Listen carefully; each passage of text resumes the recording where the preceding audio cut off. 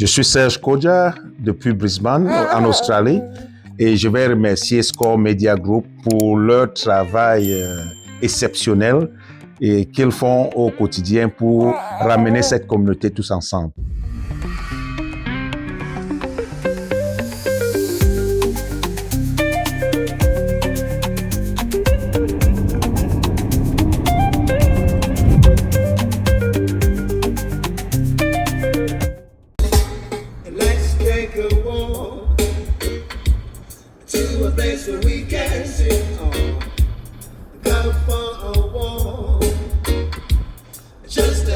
Ancien sportif camerounais, père de 3 enfants, je vais dire 4 déjà, le 4e que je tiens dans la main. Au Cameroun, j'ai fait dans beaucoup de secteurs, de petits métiers. Je suis né déjà à Kribi, où j'ai fait l'école primaire et avant de me relocaliser suite au déplacement de nos parents sur Douala. Donc à Douala, j'ai fait le collège Chevreuil, j'ai fait le collège évangélique et je suis allé également au collège de La Salle où j'ai terminé mon cycle dans la fabrication mécanique avant de sortir du Cameroun pour des raisons sportives en 2005.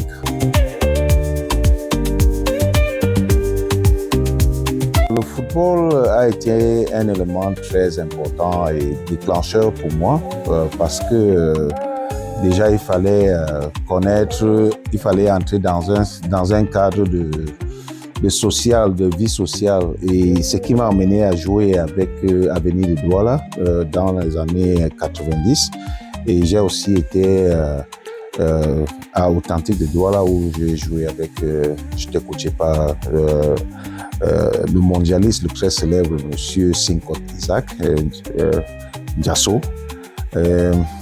J'ai aussi fait une parenthèse au niveau de l'Asie où j'étais à Persim Maros et j'ai aussi été à Perseden, à Denpasar sur Bali avant de revenir sur Hong Kong où j'ai joué dans de petites compétitions à Hong Kong et avant de terminer ma carrière sportive à Macao où j'ai embrassé une vie professionnelle dans la sécurité, et ce qui m'a d'ailleurs conduit en Australie parce que c'est là où je rencontre mon épouse avec qui j'ai fait 2 enfants, qui m'a ramené en Australie.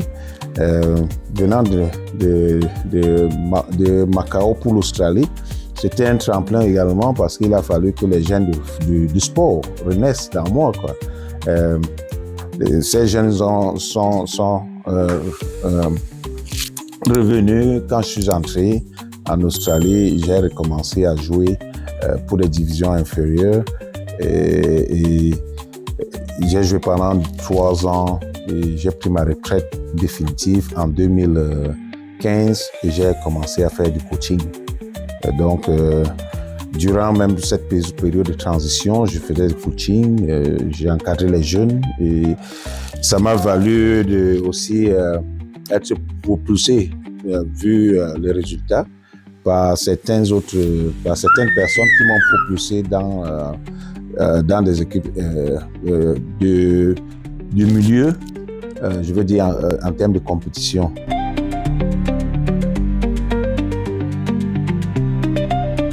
Ça n'a pas été du tout facile de se retrouver dans différents pays avec des différentes cultures. Vous savez comment ceci peut impacter dans la vie d'un homme. Mais ça a été très enrichissant dans un domaine personnel et aussi dans un domaine professionnel. Ce sont des expériences que je ne changerai pour rien parce que ça m'a mûri, ça m'a forgé, ça a forgé la personnalité que je suis devenue, ça a forgé cette personnalité et j'applique certaines de ces expériences dans ma vie courante pour dire comme quoi ça m'a aidé à me façonner, quoi.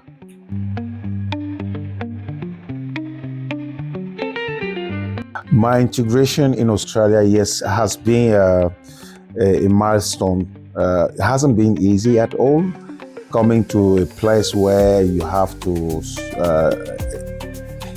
speak English with different tone and accent, the difficulty to understand how people operate, the changes, and especially the people. Australia being a very cosmopolitan place where you have a mixed culture of Asian, European, American. It hasn't been that difficult, but it has been a place of resilience and a place of continuous learning.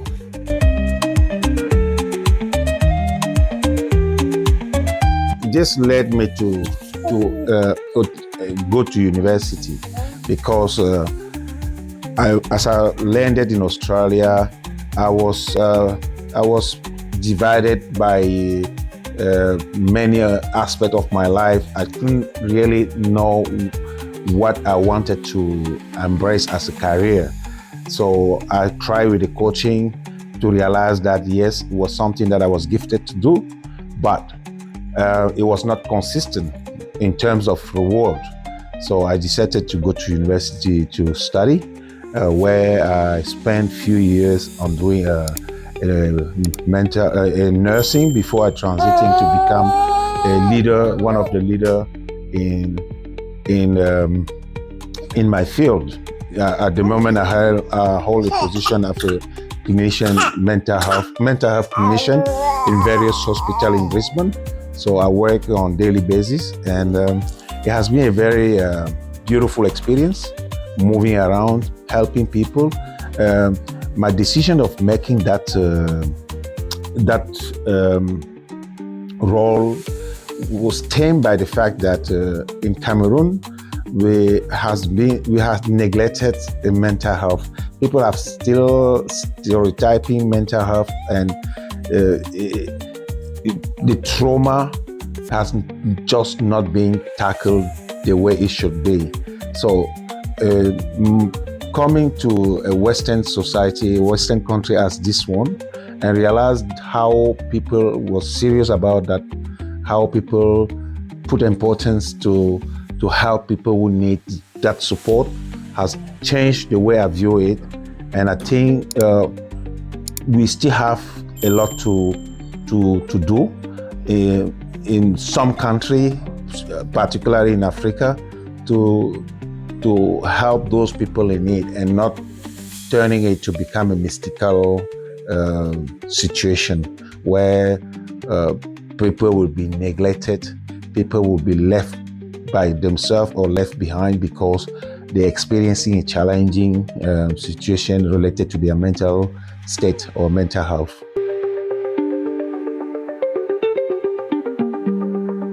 Pouvoir créer des centres d'accueil pour des personnes mentalement instables et qu'ils aient un suivi adéquat pour pouvoir les réinsérer dans la société. Parce qu'effectivement, on peut vivre avec la santé mentale.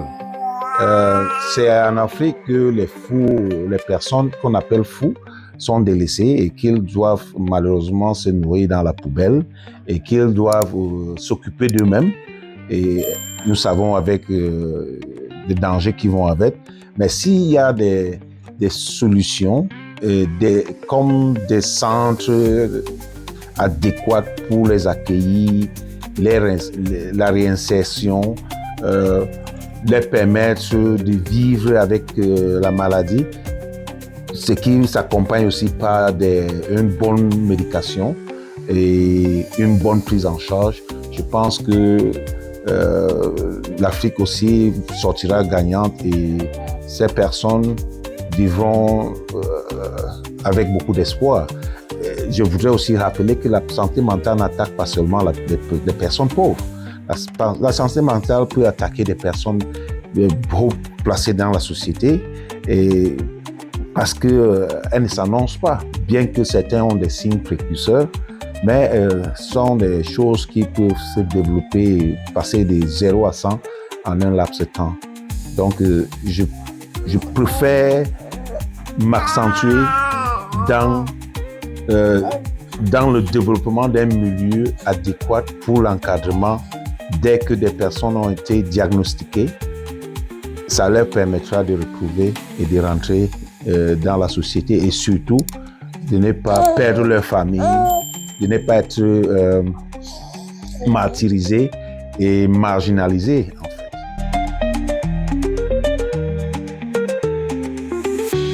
Vous savez, quand un peuple, je vais commencer même déjà par la souche familiale, quand un enfant n'a pas à manger, c'est vrai un enfant de manger ou de la nourriture quand il en a besoin, il ne vous écoute plus. Vous allez faire n'importe quoi, ce seront les cris, ce seront les pleurs, jusqu'à ce que vous pouvez lui donner ce qu'il demande. Et ce qu'il demande à l'instant, c'est juste quelque chose pour assoupir son estomac.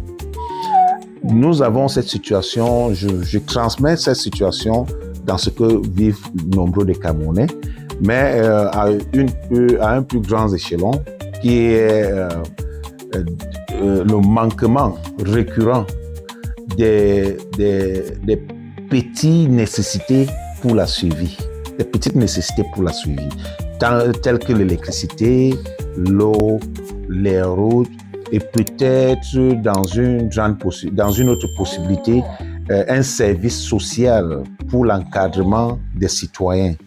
Parce que nous avons aussi des parents, nos parents, et peut-être nous-mêmes dans le futur, qui ne serviront plus grand-chose à la nation, mais qu'est-ce que la nation a prévu comme mesure d'accompagnement pour ces personnes?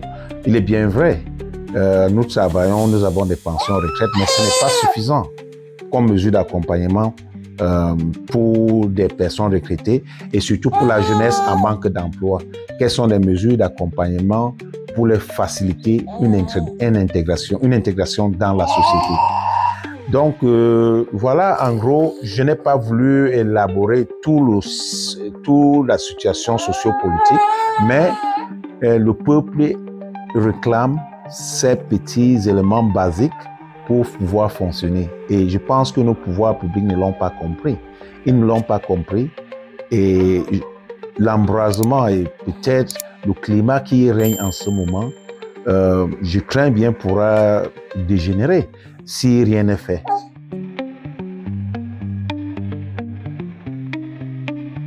Samuel Eto'o was one of my teammates when I used to play in Avenir de Douala. We play as a junior level. So him taking that role of leadership and bring his experience to the federation has been a very critical time for him because he's being criticized, but I will say everything comes with critic. You have to use critic to become a better person or to help the society. As per Samuel Eto'o, I really appreciate that he took that role and that I can see in the near future that there will be a change through him because I can see how he's climbing the ladder. He's climbing the ladder and eventually he'll be represent Africa in the FIFA one day. And we want those type of people to lead our football because of the knowledge that they granted when they was playing and also their agenda and especially their network.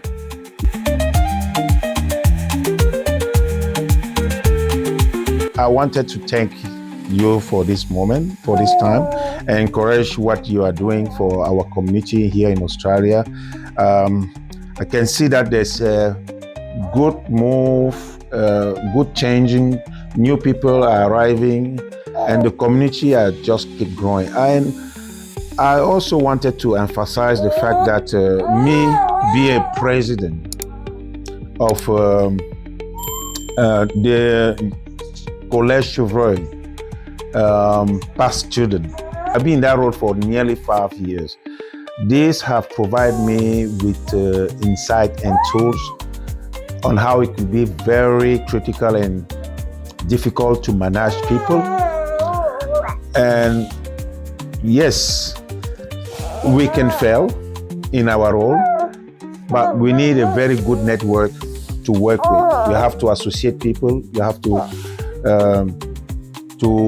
work with people, and that's something that I value today. That knowledge that I picked. And of course, in Australia, I've been proposed to take such role as well, but I'm still looking at how this could happen and how, if my schedule, my busy schedule will allow me to do so. So at this point of time, I want to greet it and send my regard to all my members from Collège Chevrolet. Si vous me suivez les gars, génération 1988-1995, nous sommes ensemble. C'est votre président Serge Kodja depuis l'Australie. Je vous adore et continuez de faire ce que vous faites. On est ensemble.